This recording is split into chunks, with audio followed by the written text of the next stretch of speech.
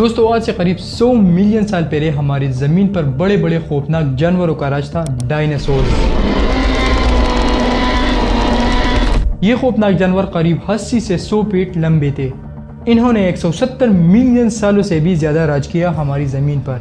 लेकिन फिर एक दिन एक बड़ा चट्टान, जिसे एस्टेरॉयड भी कहते हैं, वो स्पेस से आकर हमारी ज़मीन से टकरा जाता है, जिसकी वजह से सारे डायनासोर दुनिया से ख़त्म हो जाते हैं। तो चलिए फ्रेंड, जानते हैं इस वीडियो में डायनासोर की पैदाइश से लेकर डायनासोर के अंत तक। At around 20,000 degrees Celsius, it burns many times brighter than the surface of the sun.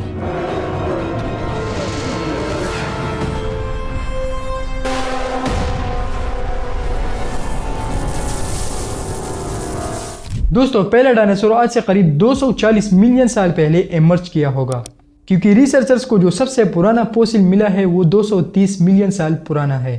अब देखो दोस्तों, उस वक्त हमारा अर्थ कुछ अलग दिखता था। आज के टाइम के हिसाब से दुनिया एक अलग अलग कॉन्टिनेंट में डिवाइड हो चुकी है, जैसे कि एशिया, यूरोप, ऑस्ट्रेलिया। लेकिन उस वक्त ये सारी कॉन्टिनेंट एक ही साथ जुड़े हुए थे, जिसे नाम दिया गया है पेंजिया। साइंटिस्ट के मुताबिक उस वक्त का क्लाइमेट आज के क्लाइमेट से काफ़ी डिफरेंट था। उस वक्त बारिशें बहुत ही कम होती थी। इस पीरियड को नाम दिया गया है ट्रायसिक पीरियड। और इसी पीरियड में डायनासोर्स धीरे धीरे ज़मीन पर आने शुरू हुए थे। इस वक्त डायनासोर्स बहुत ही छोटे छोटे थे। इसके बाद अर्थ का क्लाइमेट धीरे धीरे बदलने लगा। ज़मीन पर बड़े बड़े दरारें आ गई। ये जो पेंजिया कॉन्टिनेंट था वो एक दूसरे से अलग होने लगा। लेकिन दोस्तों आप जो सोच रही है, ऐसा नहीं है कि ये 1 या 2 दिनों में एक दूसरे से अलग हो गया था, बल्कि इसे 1000 या 1500 साल लगे थे।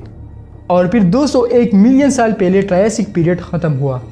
ज़मीन पर क्रैक आने की वजह से बहुत सारे वॉल्केनोस फट गए, जिसकी वजह से कार्बन डाइऑक्साइड और सल्फर डाइऑक्साइड रिलीज हुई और इसी वजह से सन रेज ब्लॉक हो गई। हुआ यूँ कि सारी ज़मीन पर क्लाइमेट पूरी तरह से चेंज पड़ गया।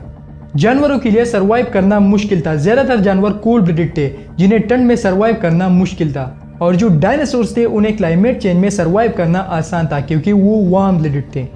करीब 6 लाख साल तक ये क्लाइमेट चेंज चलता रहा, जिसकी वजह से सारे जानवर ख़त्म हो गए सिवाय डायनासोर्स के। और फिर शुरू होता है जुरासिक पीरियड। इस पीरियड में एवोल्यूशन के चलते कुछ डायनासोर का साइज बहुत बड़ा हो जाता है, जैसे कि टाइटासोरस। इनका वजन था 15,000 किलो और लेंथ में 15 मीटर तक हो सकते थे। इसके बाद और भी कई बड़े डायनासोर्स थे, जैसे कि ब्रोंटोसोरस, ब्राकियोसोरस, डिलोडोकस और स्टेगियोसोरस। और इसी पीरियड में फ्लाइंग डायनासोर्स की भी एंट्री होती है, जैसे कि पहले आया आर्कियोप्टेरिकस। जुरासिक पीरियड के बाद शुरू होता है क्रिटेशियस पीरियड।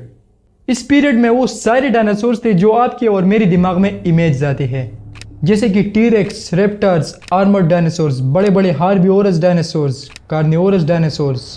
अब ये सारे डायनासोर्स बहुत ही पुरसुकून से जी रहे थे। लेकिन फिर एक दिन एक बड़ा एस्टेरॉयड, जो कि 10 से 15 किलोमीटर के साइज में था, ये एस्टेरॉयड 30 किलोमीटर पर सेकंड के हिसाब से ज़मीन की ओर बढ़ रहा था। यूँ समझ लीजिए कि ये एक जेट एयरलाइनर से 150 गुना ज़्यादा तेज़ था। ये बड़ी तेज़ी से आकर ज़मीन से टकरा जाता है, जिससे क्रिटेशियस पीरियड भी ख़त्म हो जाता है। दोस्तों ये एस्टेरॉयड मेक्सिको के करीब गिरता है और फिर इस इम्पैक्ट के बाद दुनिया बदल जाती है। दुनिया पर कुछ ही जानवर बच जाते हैं, जैसे कि मैमल्स, लीजर्ड, टर्टल्स और कुछ बर्ड्स। तो फ्रेंड्स, आई होप आप डायनासोर्स के बारे में जान चुके होंगे। ऐसी वीडियोस के लिए हमारे चैनल को सब्सक्राइब कर दें और वीडियो अच्छी लगी हो तो लाइक करना भी ना भूलें। मिलते हैं एक और इंटरेस्टिंग टॉपिक के साथ, तब तक के लिए गुड बाय।